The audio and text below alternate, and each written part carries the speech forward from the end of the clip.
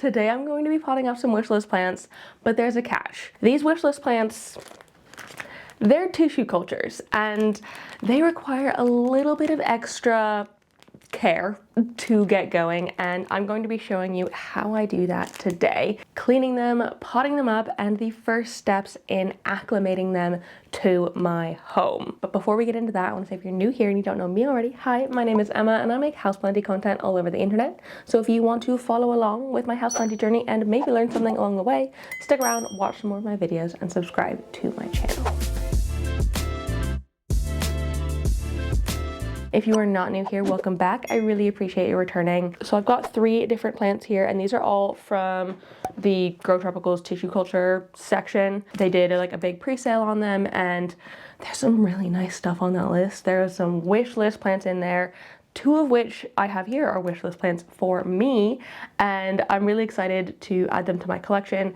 Tissue culture plants are a great way to add plants to your collection for less money. If you aren't familiar with what tissue culture is, it is a sterile laboratory-based propagation method where thousands of identical plant clones are grown from parent plant tissue in a nutrient-rich gel. And it is getting super popular now as a way to add rare plants to your collection for not as much money as spending on like a full big plant. And like I said at the beginning, it takes a little bit of time and effort and patience to get these plants growing well, and the first step in that is cleaning these off.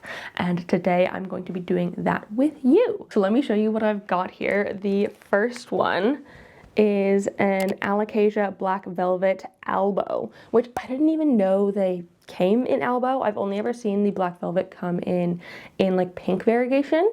But y'all know me, I'm not a big fan of pink plants. The Albo is much more up my alley, and so I'm so excited to give this one a go. This next one is one of my wishlist plants. It is an Alocasia Venom in here.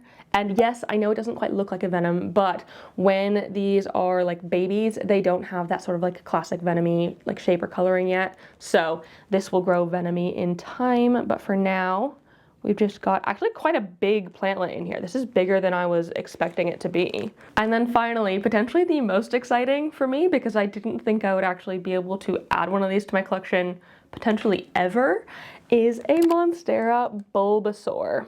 This one, it's kind of hard to see the variegation in there because the bag is a little bit wrinkled, but it's got a crazy root system on it, and I am so excited. Oh, it's gonna be so great. This is fantastic. First, we should talk supplies because you do need some things to get this going and get these off on the right foot. So obviously you need your tissue culture plantlets. They're either gonna come in little sealed off bags like this, or potentially even jars. Mine came in bags, that's what we're gonna be doing. Some distilled water, because these plants have been grown in sterile conditions, and especially at the beginning, you wanna keep them sterile with nice, clean, distilled water. I've also got some in this precision sprayer bottle, so I can get really in there more easily. A couple of bowls for the cleaning process. Some paper towels, some little snips in case you need to remove any sort of damaged roots, a little clean brush so you can gently scrub the roots. And I've already cleaned these off and the table with some isopropyl alcohol so they are nice and sterile and clean. Some sort of a pot with a lid. You can get seedling trays, but I have these like clear plastic cups with a dome lid, so that'll keep the humidity nice and high, because these are used to being in 100% humidity. We want to be making sure the humidity is staying as high as possible at the very beginning while they're getting used to our home. And then your potting medium, I'm going to be using a 50-50 combo of fluval and perlite for these, but you can use other things as well. If you want, you can put them in a sphagnum, you can use coco coir and perlite. Fluval and perlite just feels like the right option for me because I'm not sure whether or not I'm going to be putting these into semi-hydro down the line, and that is much easier to get off the roots than something like sphagnum or coco coir. That is the later problem. For now, I'm just going to be using fluval and perlite in a nice 50-50 mix. An optional supply is gloves, and I'm going to be using them because you don't know what sort of like hormones or antibiotics the tissue culture grower is using in their like agar, and so better safe than sorry. Also, it is just a little bit more sterile than my hands.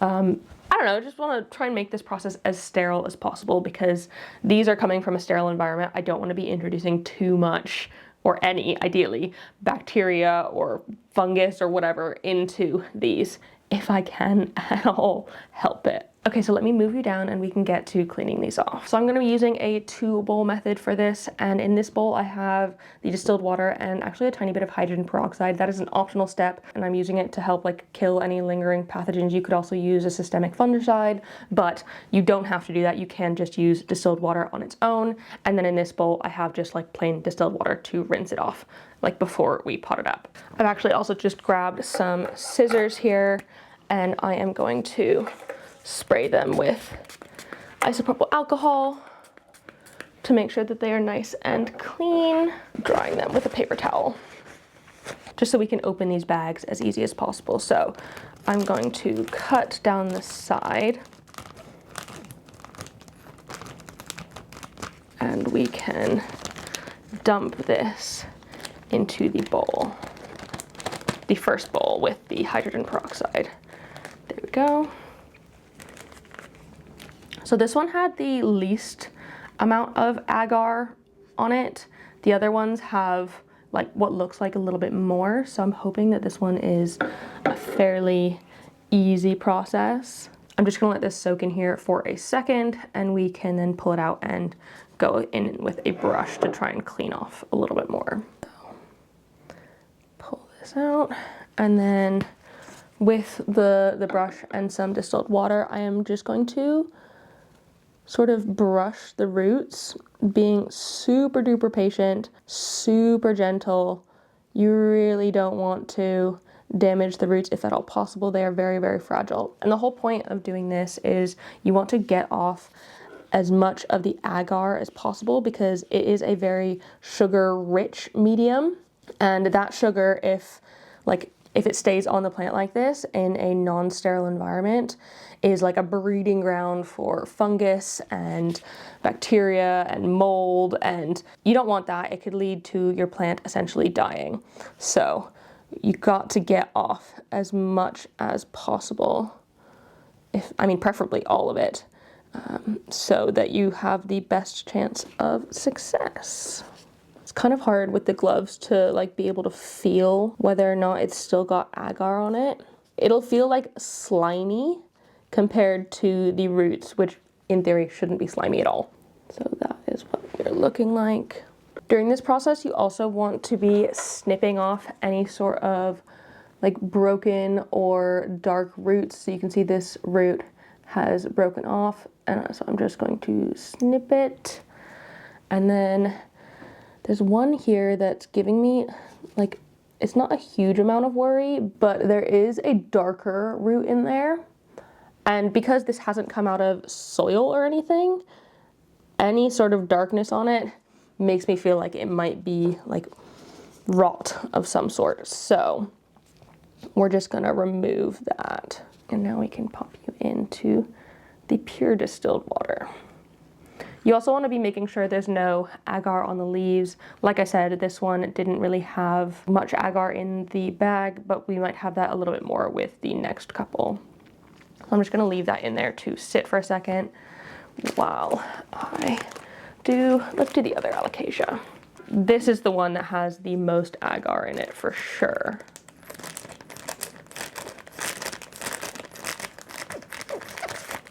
This sort of gooey gel stuff here is the agar, which is what we are trying to remove from the plant entirely.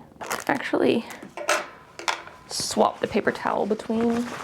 And do I want to swap the water? I probably should, shouldn't I?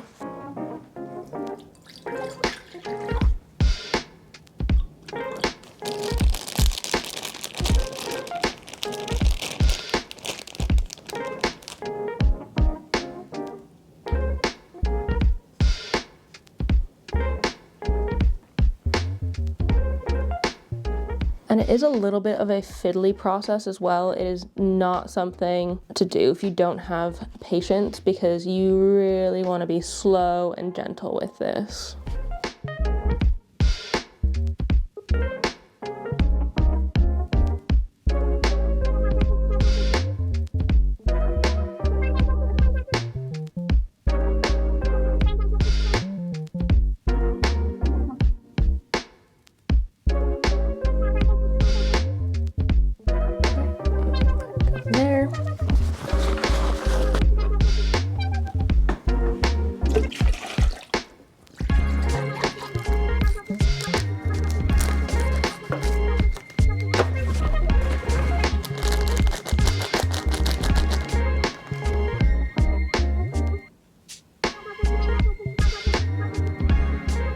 You can really feel the slime on this one as well from the agar. But the roots are looking quite incredible, going off in like really random directions. You can better see the variegation in the leaf now as well. It's not super duper highly variegated, but I honestly don't mind that.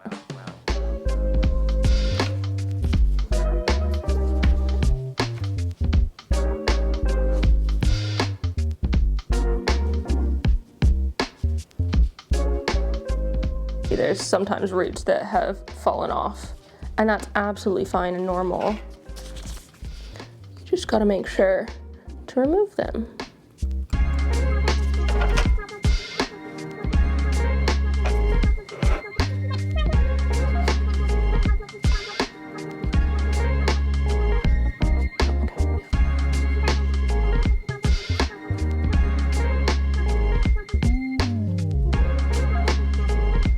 That's a shame.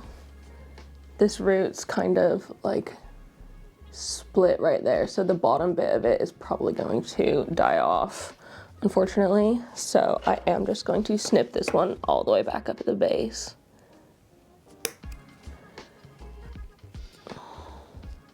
But like I said, that's totally okay and totally normal. You just need to like be chill with it. It's kind of part of the risk that comes with tissue culture plants, is that the roots might not be perfect because they are taking them out of jars and putting them into little bags. Like, there's no guarantee that the roots are going to be like nice at all. You really want to make sure you're getting it out of the like crown of the plant as well, because in between those roots at the top, it's definitely going to have some sort of agar. On this one, I'm also going to trim off these two little pieces here because I have a feeling they're just like old tissue that's going to, like, they're not roots and they're not leaves, so may as well remove them. I think there might be old caterpillars or something. This one does have a really lovely root coming out there though. Look at that, so white. And so I did lose quite a bit of roots on this one, but I'm not worried about it because it does still have quite a nice root system. And we can plunk her in there. Now that all of these are cleaned off, let's get to potting them up. So the goal here is to make sure that your tissue culture plants have as high of a humidity area as possible. And so you really need to make sure you're getting something with a lid. I've got these sort of like drinks looking cups, but the top here doesn't have the hole where you'd put the straw. You can get like seedling trays, or you could even just get 2 cups like this and tape around the edges to make sure that they are sealed. But regardless of the vessel, your goal is to be making sure these get 100% humidity for at least the first week or 2. So I'm going to fill my little cup here with my 50-50 blend of fluval and perlite. I'm going to start with the venom because that is the first one that I cleaned, and I'm actually going to dry it off, especially the leaves, very, very, very gently, because you don't want any sort of water staying on them, because these leaves, as they're growing in the tissue culture like lab or medium or whatever, they aren't getting like the full hardening off process that they might do outside of a tissue culture environment, and so they're not going to necessarily be as like firm. Actually, I might take this bottom leaf off. I wasn't sure if it was just going more variegated or what, but I think it will die off anyway. It is the oldest leaf, so I'm just going to trim that because we don't need it. But yeah, just making sure I'm drying off the leaves again very, very, very, very, very carefully to make sure that they are not just like soaking, you know? So got that. And I'm going to place it down into the substrate, and I will cover the roots. Same as if you were potting up any sort of propagation. You don't want it to be like buried too deep. or too shallow, just covering up the roots. Something like that. And this is where the squirt bottle comes in handy because I didn't pre-hydrate this. So I'm going to precision hydrate the fluval perlite mix. And I decided not to pre-hydrate it because I found it gets a little bit harder to work with when it's wet as opposed to dry. So that will be perfect in there. There is like a little bit of a reservoir there just because it's hydrating. I think it will probably wick up quite a bit, and so the reservoir won't be staying there. But I've made sure, no matter what, that the reservoir is below the level of the roots. You can see it kind of best here. Yeah, there's like you can see the little root. I want to make sure that the reservoir is below that level, and so they're not sitting in water. I also made labels, which I think is quite useful, so you can put the name of the plant and the date on them, because when they're super small, you can't always tell what they are. So I've got Alocasia venom, the 15th of February, which is the day I'm potting this up, and I'm just going to pop that in there and pop the lid on. There we go, first one sorted. I'm just gonna dry the leaves very, very gently. I feel like at least the venom is probably going to outgrow this container quite quickly, whereas the variegated black velvet is not nearly as big, so I think it might stay in this vessel a little bit longer, or like be comfortable in this vessel a little bit longer.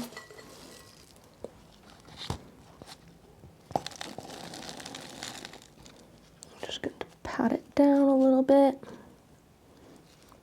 and try to make it so that the leaf isn't touching the side of the container, because the container is going to get super condensation-y, and I don't want that moisture just like sitting on the leaf because you don't want it to rot, basically. So I think that's good. Again, we can hydrate her. A reminder, this is distilled water that I've got in here. Pop the tag in, pop the lid on,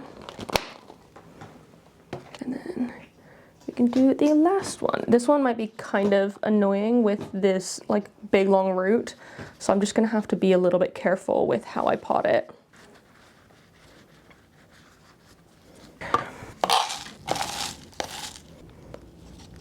So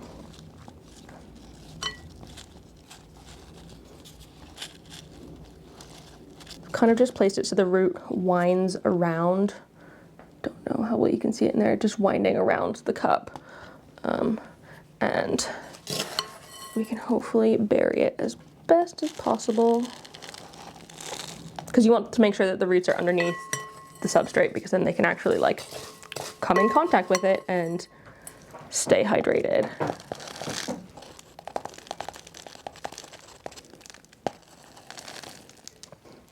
Gently push that down.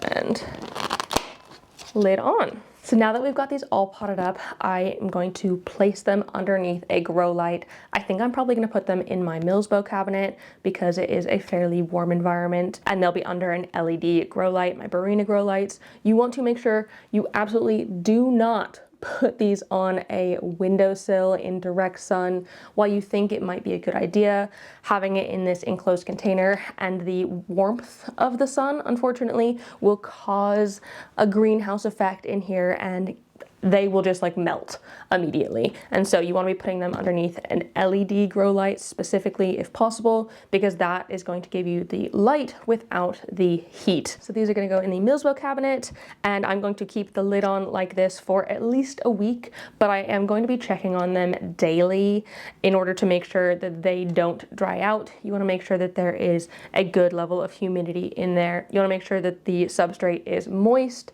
and over time you'll see that sort of like condensation is building up on the inside of the container. That is good and totally normal.